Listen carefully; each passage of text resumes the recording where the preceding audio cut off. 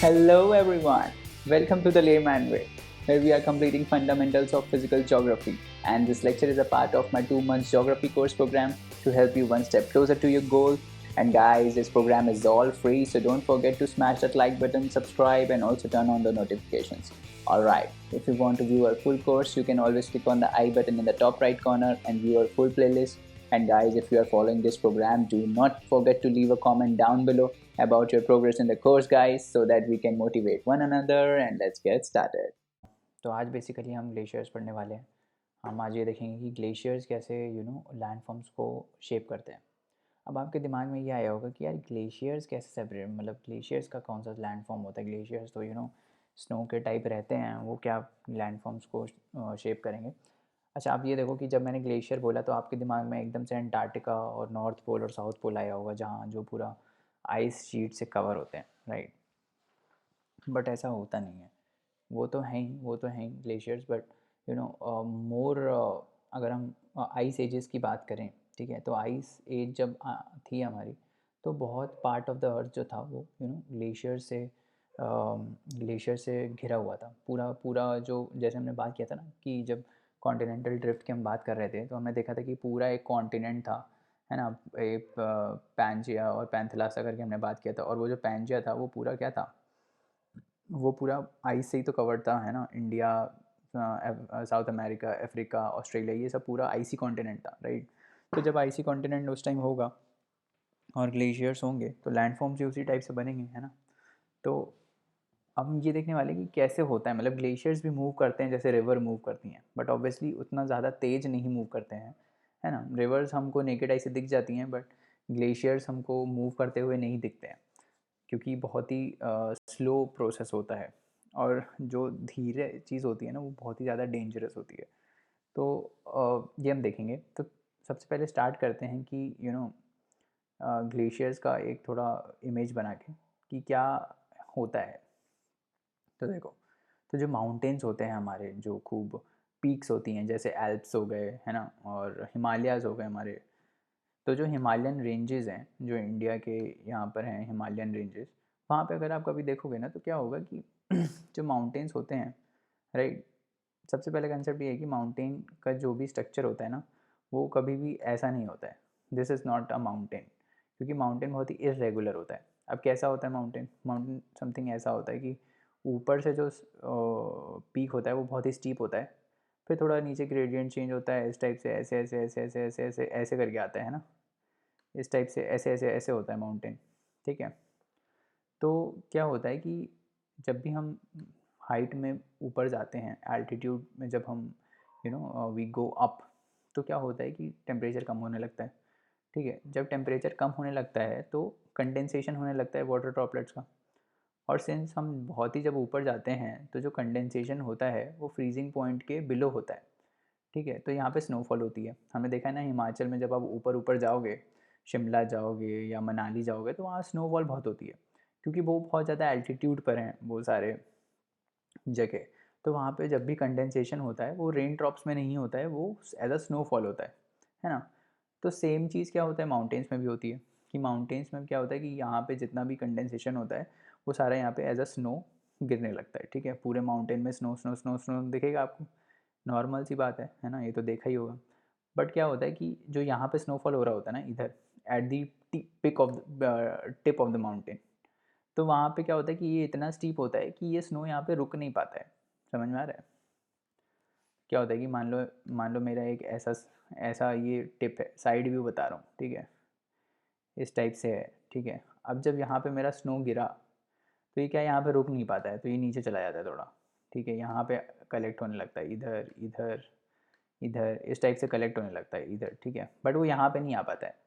तो क्या होता है कि जो ऊपर वाला एकदम पीक वाला पार्ट होता है ना, वो एकदम अलग से प्रोजेक्ट करता है ऊपर। मान लो यहाँ तक स्नो पड़ी है, और यहाँ पीक में स्नो नहीं है, ठीक है। यहाँ तक पूरे में स्नो है, यहाँ से नीचे पूरा स्नो है, और ये पीक में स्नो नहीं है। तो इस पीक को हम क्या बोलेंगे, नुनाटक्स। इस ये वर्ड याद रखने हैं आपको, ये पीक को हम क्या बोलेंगे, नुनाटक, ठीक है। तो nunatak is this is called nunatak. तो देखो, ये जो पीक है, यहाँ पे स्नो नहीं दिख रही है, जबकि ये टिप ऑफ द माउंटेन है, और जब इसके नीचे आप जाओगे तो यहाँ पे पूरा स्नो है, इसके नीचे पूरा स्नो है, ये पूरा क्लाउडी है, ठीक है। तो these are called nunataks. The peaks that project above the surface, these are called nunataks, ठीक है, these are called nunataks. अब उसके बाद मैं कैसे बोल रहा था कि ये देखो ये पूरा स्नो है, ठीक है, यहाँ पे स्नो पूरा कलेक्ट होने लगता है धीरे धीरे धीरे धीरे धीरे, ठीक है, और इसी से ही ग्लेशियर्स बनते हैं, ठीक है।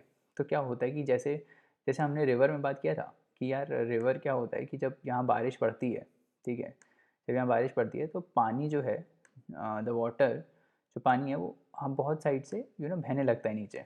ऐसे ही तो रिवर का लैंडफॉर्म बना था, है ना, यहाँ से रिवर आई और हर डायरेक्शन में जो है वो पानी बहने लगा।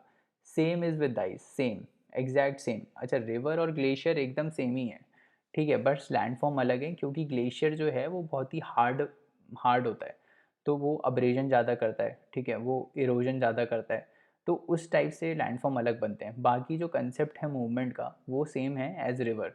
तो रिवर भी जैसे रेडियली मूव आउट करती है माउंटेन से, तो वैसे ग्लेशियर में भी जो आइस होती है that creeps out in all direction to escape as glaciers, ठीक है। तो ग्लेशियर होते क्या हैं बेसिकली? ग्लेशियर होते हैं कि मास ऑफ आइस होता है, खूब बड़ा मास है आइस का जो जो अपना माउंटेन से फ्लो कर रहा है नीचे, ठीक है। तो ये जब ये आइस स्नोफॉल होता है, ठीक है, जब स्नोफॉल होता है और जब बहुत ज़्यादा स्नोफॉल होता है तो ग्लेशियर बनते हैं, ठीक है। समझ में आ रहा है कैसे? क्योंकि वो एक हार्ड मास ऑफ रॉक बना देते हैं, ठीक है। मान लो ये सरफेस है, ठीक है, इसमें खूब ज़्यादा स्नोफॉल हो रहा है, ऐसे ऐसे ऐसे यहाँ खूब ज़्यादा स्नोफॉल हो रहा है और खूब ज़्यादा अबव थिक लेयर बन गई आइस की, इतनी बड़ी आइस की लेयर बन गई, इतनी बड़ी आइस की लेयर बन गई। तो इतनी बड़ी आइस की लेयर बनने से क्या होता है कि जो नीचे वाली इतनी बड़ी स्नो की लेयर बन गई।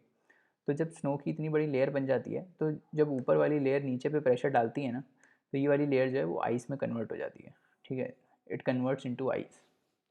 तो ये जब आइस में पूरा मास जब आइस में कन्वर्ट हो जाएगा, ये पूरा मास जब आइस में कन्वर्ट हो जाएगा, स्नो में नहीं, ध्यान रखना, जब स्नो जो है वो आइस में कन्वर्ट हो जाती है पूरी की पूरी, तो उसको हम बोल देते हैं glacier, that is called a glacier, ठीक है, because it has a power to move now, ठीक है। तो ये मैंने आपको नोनाटक्स बताया, right. When ice sheets reach right down to the sea they often extend outwards into polar waters and float as ice shelves. तो हमने ये देखा है कि जब जब आइस जो ग्लेशियर होते हैं, जो ब्लॉक ऑफ आइस होता है, जैसे मान लो ये ओशियन है, ठीक है, तो जब ये यहाँ पे जाते हैं नीचे ओशियन में, जब जाते हैं तो ये फ्लोट करते हैं एज आइसबर्ग्स। हमने देखा था ना टाइटैनिक जिससे भिड़ा था, दैट वाज आइसबर्ग। तो ये जो पूरा का पूरा ग्लेशियर है वो टूटता है बेसिकली, ठीक है, जब वो वाटर में जाता है, ठीक है।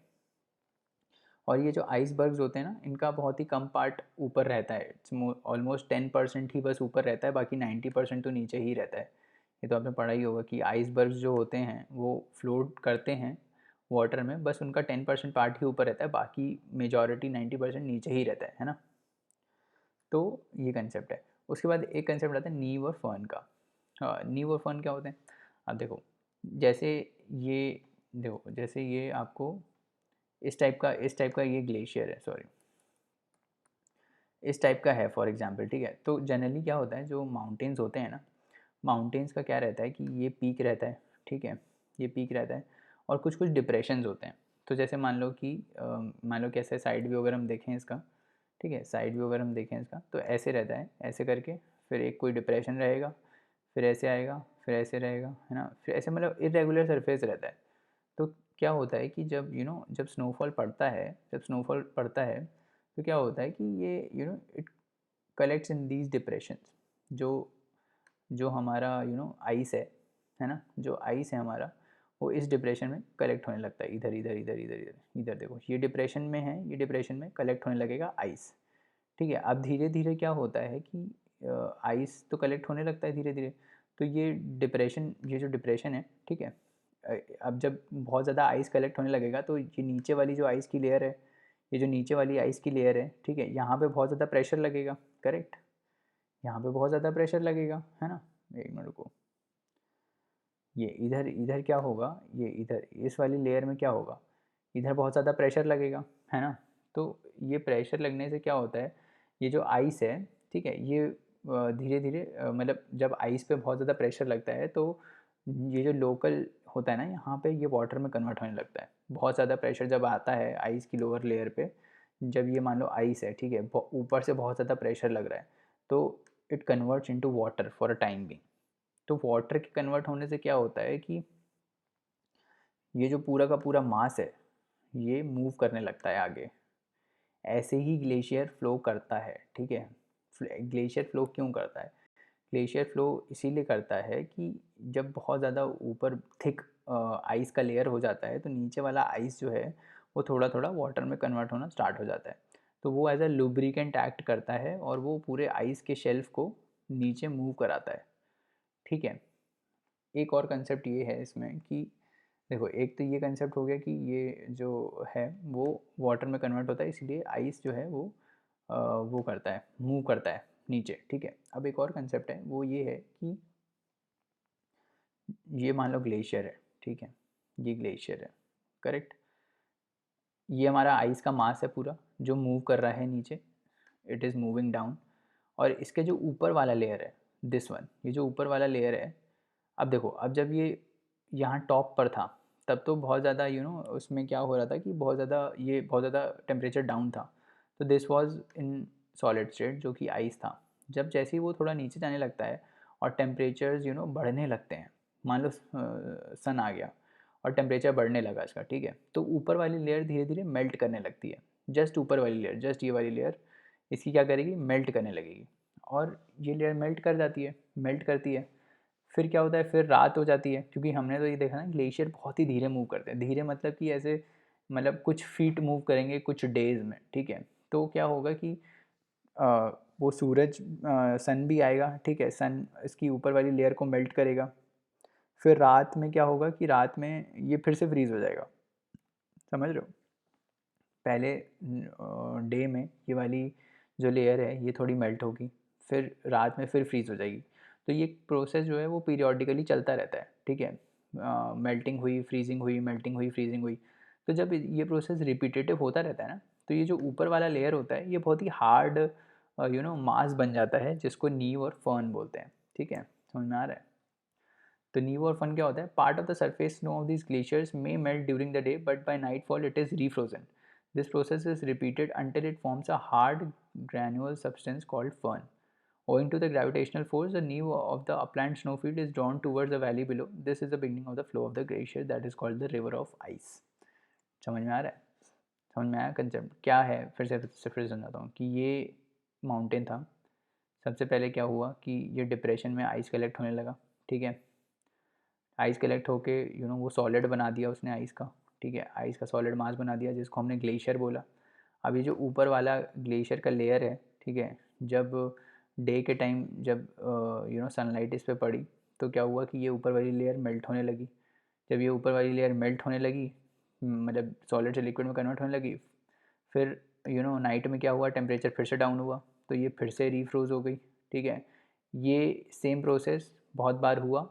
तो ऊपर वाला जो लेयर है, जो ये वाला लेयर है ग्लेशियर का, ये बहुत ही हार्ड ग्रैनुलर सब्सटेंस बन गया जब रेपिटेटिव मेल्टिंग और इसकी फ्रीजिंग हुई। तो इसी को हमने बोला फर्न। और इसी वजह से, इसके ऊपर लेयर की वजह से ये इसको नीचे ड्राइव करने लगता है, क्योंकि जब ये लिक्विड में कन्वर्ट होता है तो ये नीचे फ्लो करना स्टार्ट करता है। फिर हाँ, फिर वो रीफ्रोज हो जाता है। तो ये जो ऊपर वाला लेयर है that becomes more harder than the lower layers, ठीक है। तो उसको घसीटता है वो नीचे ग्रेविटेशनल फोर्स की वजह से, क्योंकि ग्रेडियंट है यहाँ पे, स्लोप है। और ये जो आइस का मास है ये हैवी भी बहुत है, क्योंकि बड़े बड़े शेल्स होते हैं, है ना, वो ग्रेविटेशनल फोर्स से नीचे आते हैं। समझ में आया? इसको रिवर ऑफ आइस बोलते हैं। मैंने बोला ना कि ये जो है ग्लेशियर जैसे मूव करते हैं वो सेम एज रिवर मूव करते हैं, तो इसीलिए इसको रिवर ऑफ आइस भी बोलते हैं, ठीक है। अब जब ये फ्लो करते हैं ना, जब ये ग्लेशियर फ्लो करते हैं तो ये इतने बड़े बड़े ग्लेशियर होते हैं, यहाँ से यहाँ तक इतने बड़े बड़े लॉन्गिट्यूड टाइप में, देखो आप इतने बड़े बड़े ग्लेशियर होते हैं, ठीक है। तो ये जब मूव करते हैं तो क्या होता है कि जैसे मान लो कि ग्लेशियर इस यहाँ पे मूव कर रहा है, ठीक है, तो ये पूरा सॉलिड आइस का मास मूव करता है, ठीक है। जब सॉलिड आइस का मास मूव करता है तो ये इस टाइप से फ्लो करता है, जैसे टंग शेप। जैसे हमने देखा था लावा मूव कर रहा था, हमने लावा देखा था कि लावा भी as a tongue shape move कर रहा था। क्यों मूव कर रहा था लावा एज अ टंग शेप? क्योंकि दोनों में कंसेप्ट सेम है, लावा और ग्लेशियर दोनों में कंसेप्ट फ्लो का सेम है। कैसे सेम है देखो, इनफैक्ट रिवर में भी सेम है। रिवर यूनिफॉर्मली क्यों फ्लो करती है? क्योंकि बहुत ही वो लेस विस्कस होती है, मतलब पतली होती है ना, तो उसको ज़्यादा रेजिस्टेंस नहीं मिलता है यहाँ इधर से और इधर से। जबकि जो लावा होता है वो बहुत ही थिक होता है, बहुत ही विस्कस होता है, बहुत ही डेंस होता है। तो वो जो ये साइड्स में है ना, साइड से इसको रेजिस्टेंस मिलता है।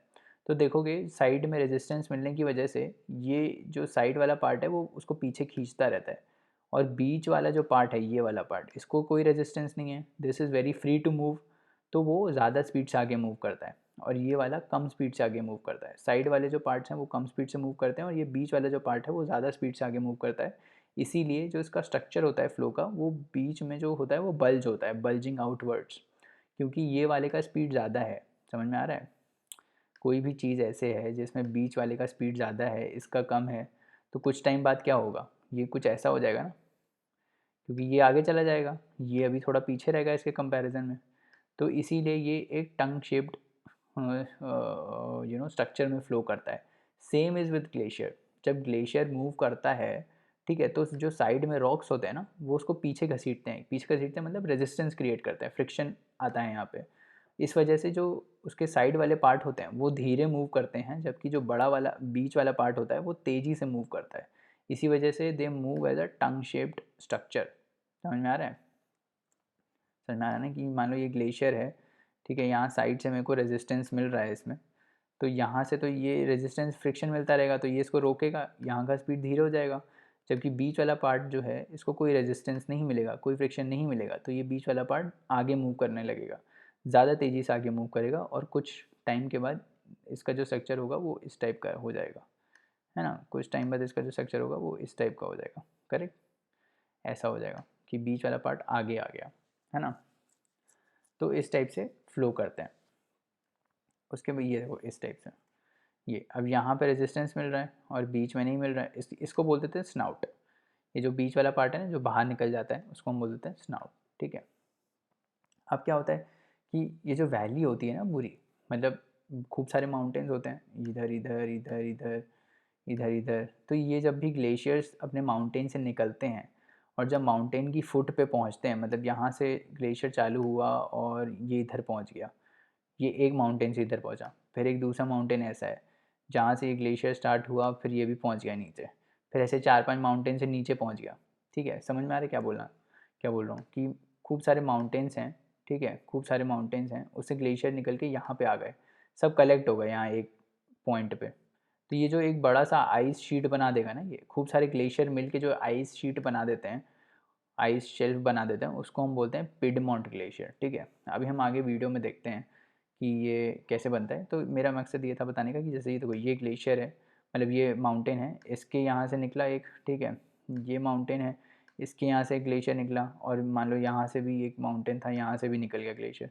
तो ये जो क्लब करके इन्होंने एक बड़ा सा ग्लेशियर बना दिया ना, इसको हम बोलते हैं पिडमोंट ग्लेशियर। क्या बोलते हैं? Piedmont glacier.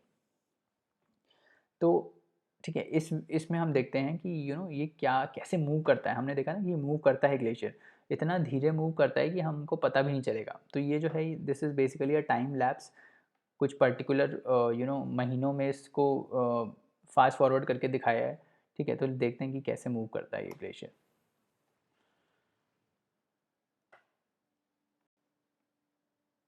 तो आप देख रहे होगे कि देखो बहुत ही धीरे धीरे मूव कर रहा है, बहुत ही धीरे धीरे, और जब भी ये मूव करता है तो यहाँ से इसको रेजिस्टेंस मिलता है इधर साइड से और इधर साइड से। तो ये जो बीच वाला पार्ट होता है वो बहुत तेज़ी से मूव करता है, ऐसे इस टाइप से, ठीक है। तो ये हमेशा बल्ज रहता है बाहर की तरफ, ठीक है।